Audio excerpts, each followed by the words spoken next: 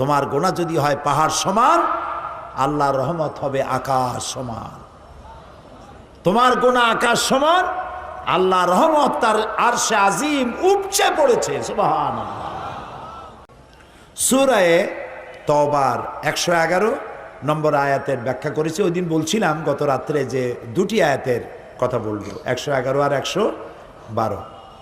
111 নম্বর কালকে বলা হয়ে গেছে এবং বলেছিলাম আল্লাহ তাআলা এখানে মোমেনদের জন্য 8টি বৈশিষ্ট্যের কথা বলেছেন। আচ্ছা বলেন তো, জাহান্নামের সংখ্যা কত? জাহান্নামের সংখ্যা 7 আর জান্নাতের সংখ্যা 8। সূরা ফাতিহার মধ্যে আল্লাহ 7টি আয়াত নাজিল করেছেন। আল্লাহ রাব্বুল আলামিন সূরা ফাতিহা নাজিল করেছেন আয়াত কয়টা বলেন? আর জাহান্নামের সংখ্যা কয়টা? সূরা ফাতিহার 7টি আয়াতের শিক্ষা যদি কোনো মানুষ গ্রহণ করে, আমল করে, আল্লাহ রাব্বুল আলামিন তার জন্য জাহান্নামের 7টি দরজা বন্ধ করে দিবে।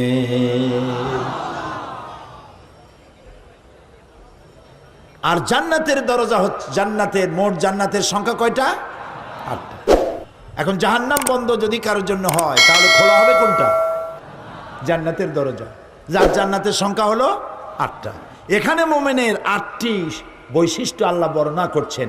এই 8টি বৈশিষ্ট্য যদি কেউ গ্রহণ করতে পারে, আল্লাহর 8টি জান্নাতের দরজাই তার জন্য খোলা হয়ে যাবে। এই 8টি কথা আজকে বলবো ইনশাআল্লাহ। কাগজ থাকলে, কাগজ কলম থাকলে লিখবেন, আর না হয় মনে রাখবেন। এই ফর্মুলাটি পৃথিবীর কারো বানানো নয়। জান্নাতের মালিক যিনি এবং আমাদের মালিক যিনি, আমার মালিকের তৈরি করা ফর্মুলা। সুবহানাল্লাহ। তিনি বলছেন, التائبون العابدون الحامدون السائحون الراكعون الساجدون الآمرون بالمعروف والناهون عن المنكر والحافظون لحدود الله وبشر المؤمنين صدق الله العظيم। আল্লাহ তাআলা বলছেন মুমিনদের জন্য 8টি বৈশিষ্ট্যের কথা এখানে বলছেন। তার প্রথম বৈশিষ্ট্য হচ্ছে আত-তাইবুন, প্রত্যাবর্তনকারী, তওবাকারী। প্রথম বৈশিষ্ট্য কি? তওবা। প্রথম বৈশিষ্ট্য কি? তওবাকারী। তওবা মানে হচ্ছে ফিরে আসা। আত-তাইবুন এর অর্থ হচ্ছে প্রত্যাবর্তনকারী, বারবার প্রত্যাবর্তনকারী, একবার না, বারবার প্রত্যাবর্তনকারী। এটি আল্লাহ তাআলা আমাদের জন্য একটি সুযোগ করেছেন। আমরা তো মানুষ, মানুষ মাত্রই গুনাহ করে। গুনাহ করা কি আমাদের জন্য অস্বাভাবিক না স্বাভাবিক? খুবই স্বাভাবিক। এটা আল্লাহর চাইতে কেউ ভালো বোঝে না। সেই জন্য আল্লাহ তাআলা বলছেন আত-তাইবুন, বারবার প্রত্যাবর্তনকারী, বারবার তওবাকারী। পৃথিবীতে এমন কেউ নাই যে আপনি অপরাধ করবেন আর আপনাকে ডেকে বলা হবে যে এসো আমি তোমাকে ক্ষমা করে দেই। এরকম কেউ কি বলবে? বলেন। আমরা যদি আমাদের বাপের সাথে বেয়াদবি করি, আল্লাহ না করুক, মায়ের সাথে বেয়াদবি করি, মা বাপ কি বলবে যে আয় বেটা তোরে মাফ করে দেই, আয় মাফ চা, মাফ করে দেব? বলবে? মা এবং বাবা সন্তানের জন্য কল্যাণকামী। মা বাবা মনে মনে এটা ফিল করেন, ছেলেটা যদি এত বড় বেয়াদবি করলো, যদি মাপ চাইতো মাফ করে দিতাম, এটা ফিল করেন, কিন্তু মুখ খুলে বলবেন না যে আয় মাফ করে দেই। আকাশ আর জমিনে একমাত্র সত্তা যার নাম আল্লাহ রাব্বুল আলামিন। বান্দা গুনাহ করে, আল্লাহ রাব্বুল আলামিন বলেন আয় যত গুনাহ করেছিস ক্ষমা চা, আমি মাফ করে দেব। মানুষ গুনাহ করবে আর আল্লাহ তাআলা ক্ষমা করবেন, কারণ তার নাম হচ্ছে রহমান রহিম। এর অর্থ এই নয় যে আপনি জেনে বুঝে গুনাহ করবেন আর মাপ চাইতে থাকবেন, গুনাহ করবেন আর মাপ চাইতে থাকবেন।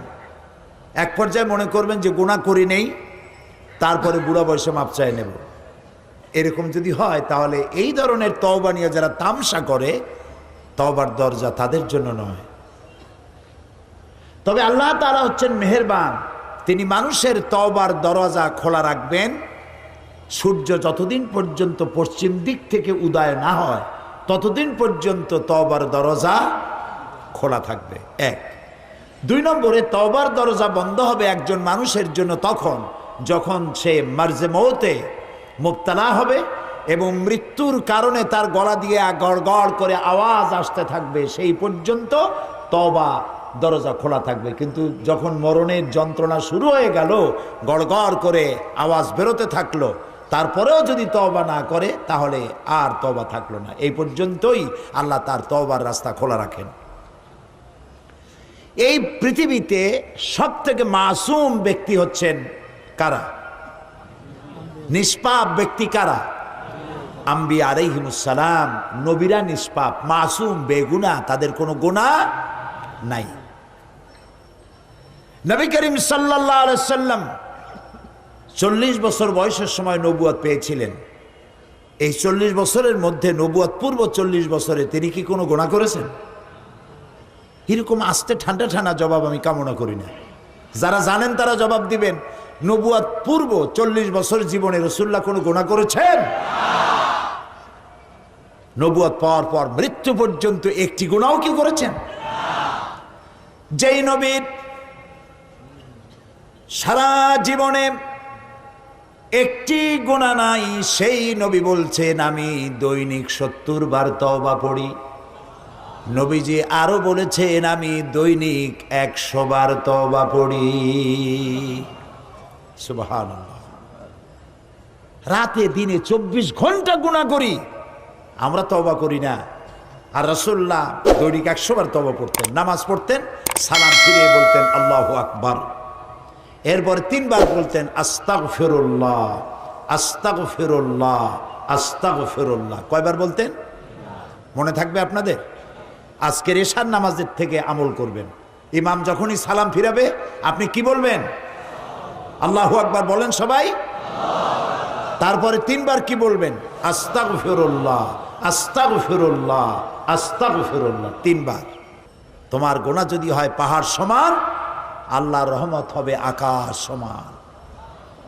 তোমার গুনাহ আকাশ সমান, আল্লাহর রহমত তার আরশে আজিম উপচে পড়েছে। সুবহানাল্লাহ।